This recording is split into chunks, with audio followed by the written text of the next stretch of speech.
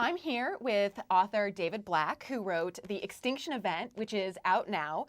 And when you first flip to the page of other works, we see novels, nonfiction, plays, poetry, films, and television. A lot of television. A lot of television.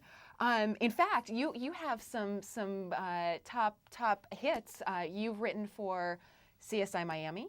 I ran CSI Miami the second half of the first year, and I was among the first writer and producers on Law and Order the first 2 years, and then left, then came back, and then left, came back.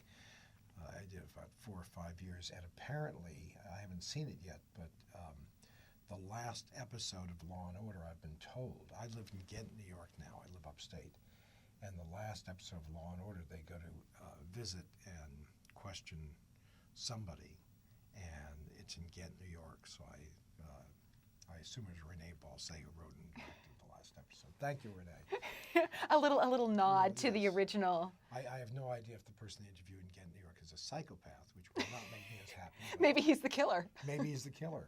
I'll talk to you, Renee, as soon as I get off the air. And every few years, you do come out with a book, which is, praised very, very highly. Excellent writing. What keeps bringing you back when you have such a prolific career in such a high profile, Hollywood? What keeps you coming back to books? Well, the question really is what brought me to Hollywood. But I was a kid actor from about 6 to 18. And when I was 12 years old, Rita Hayworth asked me to marry her. I didn't know it was Rita Hayworth at the time. I thought it was just some very glamorous lady who was backstage. And I've always loved theater and loved movies, and chose not to go in that direction, partly over the issue of control. When I was doing theater, all I could do was perform. I wasn't a director, I was just an actor. If you write a book, you get to be the director, you get to be all the parts, you get to be the wardrobe person, you get to be the lighting and the camera, and you can also do things you can't do in movies and TV. My first TV job was Hill Street Blues, and I had one of the B stories was a local TV station in wherever Hill Street Blues took place, had a silly stunt contest.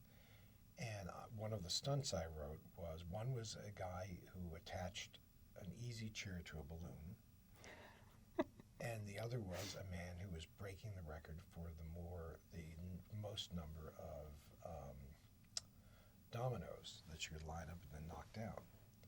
And the head of production came to me and said, "You haven't written a script before." And I said, "No." And he said, "Well, there's a reason why the dominoes is the world record.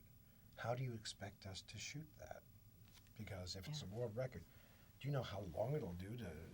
And I said, and this is the first time I realized I may have the stuff of being a producer, I said, "But you don't have to show all of them. All you have to show is about 20.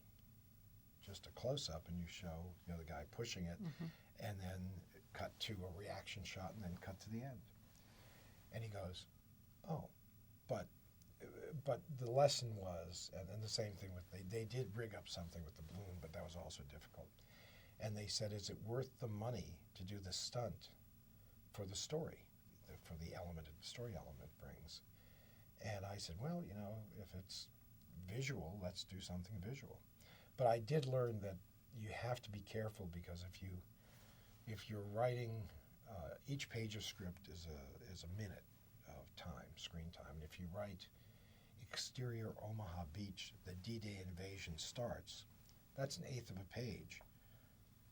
But it's not an eighth of a minute. I mean, that could be a whole movie. So you do have to be conscious of that.